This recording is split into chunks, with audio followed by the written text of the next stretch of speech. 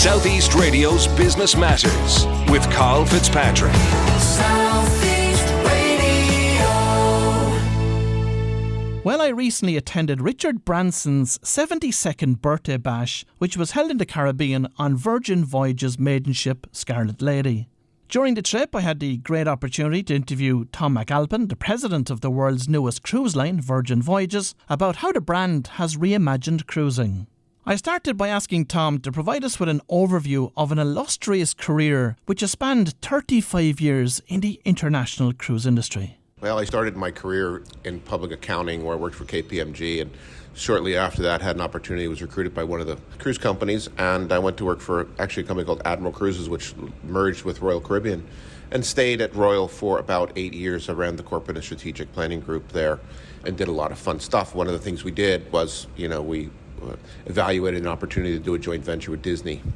We couldn't make that deal work, but when Disney decided to do it themselves, they recruited me to be the first CFO. So I wrote the business plan for Disney Cruise Line, grew in that career as to chief of operations and then president for 5 years. And 2009 had an opportunity to move back to South Florida where my family is from, and I was recruited by The World. The World is the one-ship fleet, the world's largest private yacht, 160 apartments on board. You buy an apartment for, let's say, $5 million. You pay $500,000 a year in maintenance, and you get the luxury of traveling around the world. So I did that for 6 years. About 3 years into it, I was approached by the folks from Virgin and saying, look, we're interested in starting a cruise business. Will you help us? And so we worked about 2 years while I was still at the World on, late nights, early mornings, weekends, holidays, vacation days, you name it. And then we had to raise capital. So we went out and raised $750 million of capital. And at that time, Bain Capital came in, and they're one of our major investors. And then I came over officially. So really looking at almost 8 years officially, close to 10 years unofficially. And what attracted you to Virgin Voyages? Some might say it was risky, a brand new cruise company focused specifically at the adult market, a niche that hadn't been created or tested before. Well, I think the draw was, look, we need, when you launch a business like this, and look, this has not been done many times in the past. The last time it was done was with Disney. There are a lot of barriers to entry into this market. There's an incredible amount of capital that is needed, the infrastructure to support it. You need a brand, a strong brand. I often joke, we couldn't do this as Tom's Cruise Line. So we needed a brand that could carry us, that had strong recognition, and that's why the Virgin fits so well. I'll tell you, when we first started this business, it wasn't just to attract adults. It was adult-centric, but we were going to have kids on board. And as we did more research, obviously, we decided that it was best for it to be exclusively adults. Yeah, provide us with a little bit more insight into that research that you did to prove that there was actually a niche in that market, and more importantly, a market in that niche. Yeah, so we did research. We did focus group. We also did some quantitative research. The feedback that we got is that, it came from moms, to be honest with you, that they wanted this experience. They wanted a getaway. They wanted to be able to enjoy themselves too, but they didn't feel comfortable bringing their kids because kids aren't controllable. And they wanted to have a good time, and they didn't want to ruin someone else's vacation. And think about what you can do if you don't have children on board. Look, we love kids. I have 2 children. I have 2 grandkids. But you can do a lot more without kids on board. You don't have to worry about, and I came from Disney, so I know all about what it's like running a ship with kids. But you don't get in an elevator and the kid pushes all the buttons. You don't have, there's a chemical reaction when children jump in the water. They scream. And so you don't have these screaming kids. If you're trying to have a cool adult vibe on the pool deck, you can't do that with a bunch of screaming kids. We don't have gangs of 13 and 14-year-olds running around at 2 o'clock in the morning. So it's a different experience, a much more sophisticated experience. Look, and you have to give something up. Of course, we don't have that 3rd and 4th revenue, which means the 3rd and 4th person in the cabin. So you give up a little bit of that revenue. But we have always been, the premise of our business is to create a completely differentiated experience. And if you're going to differentiate yourself, you've got to figure out what you're willing to give up. Disney created an experience for children, for families. We're creating an experience for adults. They gave up casinos in order to attract the family market. And I wrote that business plan. That was a tough one to do. We gave up, the kids in order to create something very different and very special. Launched in August 2021, how would you describe Virgin Voyages? Well, it is a very unique business, a very unique company. Everything that we do is about differentiation. Starts with our name. Virgin Cruises would have been too easy. Virgin Voyages tells you more about the journey that you're going to go on. Our ships are purposely built as mid-size ships. So these are not behemoth 6,000 passenger ships. We're 2,700 passengers. So, people were concerned about mass and scale. They wanted a more intimate experience. We can do that on board. Everything we do is different. 6 different dining rooms, so you get to go to a different restaurant each time. And these are not just a theme. These are restaurants that you would want to go to on land. These are restaurants you would want to go to in London or New York or Miami. And then we have great entertainment, much more inclusive entertainment. We have a theater that changes configuration 3 different times throughout the voyage. So you get a different, and of course, all of that is done delivered in a way that only Virgin can do. They have that secret sauce with that crew who are engaging and provide a fantastic experience. And then it's designed for adults only. So it all comes together very nicely in a very differentiated experience. On the topic of Virgin's secret sauce, how have other companies within the Virgin Group inspired and influenced Virgin Voyages? Well, we stand on the shoulders of a lot of great companies and a lot of successful companies. And, when you look at Virgin Atlantic and what they did with the clubhouse, we tried to take that feel and make some of our places feel like that, very casual, laid back, approachable. So we are a different style of service. We're not, white glove stuffiness. We are all about making people feel comfortable, giving them what they need. And it all comes from the folks that we hire. I've learned early in my career, if you hire great people, take good care of them, they're going to take care of our guests. And we hire people with attitude. We want people to be themselves. We don't want them to be so scripted that you get the same answer all the time. At Disney, you couldn't have a visible tattoo. Tattoos are kind of a badge of honor around here. I'm not saying you have to have a tattoo, but we let people be who they are, and that comes across as very genuine. And you can build relationships with folks easily when you're genuine. So when you're hiring, when you're recruiting staff, what are you looking for?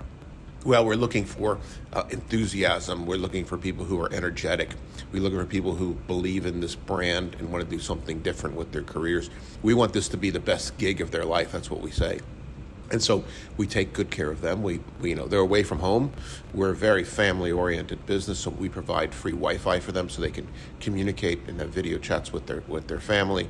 We take away a lot of the burdens of the fees that they have to pay on other cruise companies to get to the ship or fly to the ship. We take care of all that for them. So we want people that feel good about the experience, and when they feel good, they're going to deliver a great experience for our sailors. So who is Virgin Voyages aimed at? We stay away from this whole age demographic because really it's about attitude. It's about people who want to have fun, who want to have a different experience, who want something that, yes, it's luxury, it's a premium experience, but it's not stuffy. We have folks that are, anywhere from their 20s to Richard is 72, celebrated this week, just yesterday. And we have people that are in their 70s having a great time. So what we're seeing is that it's just a different way to experience. It's not stuffy, much more relaxed, informal, but great quality experiences. And people come on board and have a time of life. 20 to 25% of our sailors who have sailed with us have either booked another cruise or have sailed a second time. So it's doing the right thing. We have more 5-star ratings on TripAdvisor than any other ship out there. We won Ship of the Year last year. So the experience is we're doing a lot of things right, and we're continuing to get better and better. Of course, consumers are becoming more and more climate conscious. So what can you do here this morning to convince people listening that Virgin Voyages is environmentally responsible? So we started, this is part of our DNA. Richard lives on an island in the Caribbean. He created Oceans Unite and is very much focused on the environment. So it's part of, our business purpose is to create an epic sea change for all. And for all, epic and sea change means it's got to be big, it's got to be grand. For all means across all of our pillars. And at the center of that is our sailors. So we have an epic sea change we spoke about briefly. But it's more than that. It's the community. It's our partners that we work with. It's about our crew, and it's about our oceans. So it is built into our brand purpose. We designed the ship to be the most fuel-efficient ship out there. So things that we all, obviously LED lighting, galleys that the cooktop doesn't get hot until the pan is on there, save a lot of energy. The exhaust is not on all the time, it's variable speed exhaust. When you walk out of your cabin, the air conditioning shuts off and the curtains close automatically. Everything we did was built in, but we also took it a step further and said, okay, how can we reduce single-use plastics and single-use products? So we went through the entire stream and we cut out a lot of waste in there, and we banned any type of single-use plastic. So no straws, no water bottles. We're the only ship that does it. You can't see a water bottle here, which means we had to retool it. We've got plasticware that can be reused, and we've got water refill stations throughout the ship. So it's part of our DNA. We're investing in reusable fuels. So we want to have fuels that are not carbon based, and that's an opportunity for not only our industry but the airline industry as well. So there's a lot going on. We are an emitter of greenhouse gases. We know that, but we're trying to be as efficient as we can and as responsible as we can in programs that get us there over the next 20 years. Of course, Virgin Voyages currently has 2 ships sailing in the Caribbean and Med. Provide us with an insight into the current and future fleet. Right, so we have Scarlet Lady, who sails out of Miami doing 4 and 5 night cruises to the Caribbean, and our private beach club in Bimini. It is fantastic. We're going to be there tomorrow.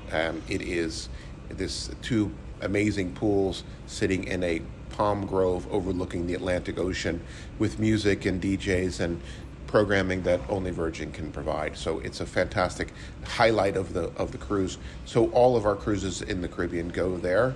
Scarlet is operating year-round out of Miami. And then we have Valiant Lady, who is currently in the Med, operating out of Barcelona. And the good thing about our size of our ship is it allows us to do some very unique things.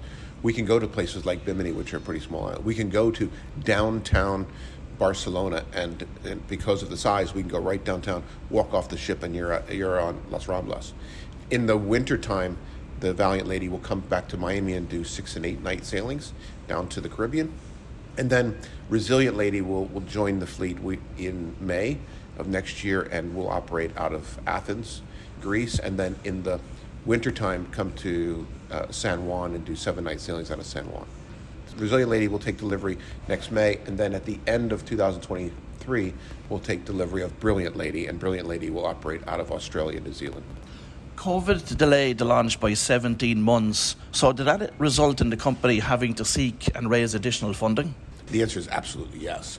But we're not alone. Every company in the industry had to go and raise more capital. It's hard not to when you have zero revenue. I mean, we were shut down by the CDC. So yes, we have, but I think that's says great things about our investors who believe in this product, who believe in this business. We brought another investor in as well, but we have had to put more capital in. We don't like it, but the reality is it's something beyond our control. This is the biggest economic change in the history of mankind.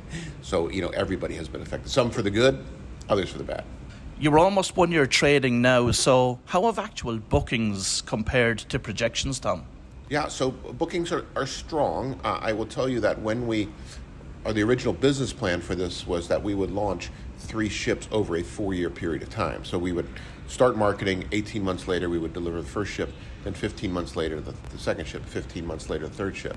So we were able to build and grow awareness and grow the size of the market. We are now, because of COVID and having to delay ships, we're really trying to fill 3 ships in a 1-year period of time. So we're challenged, but we are building a brand. We're not going to do things that would fill the ship easily on a price basis, but affect the brand in the long term.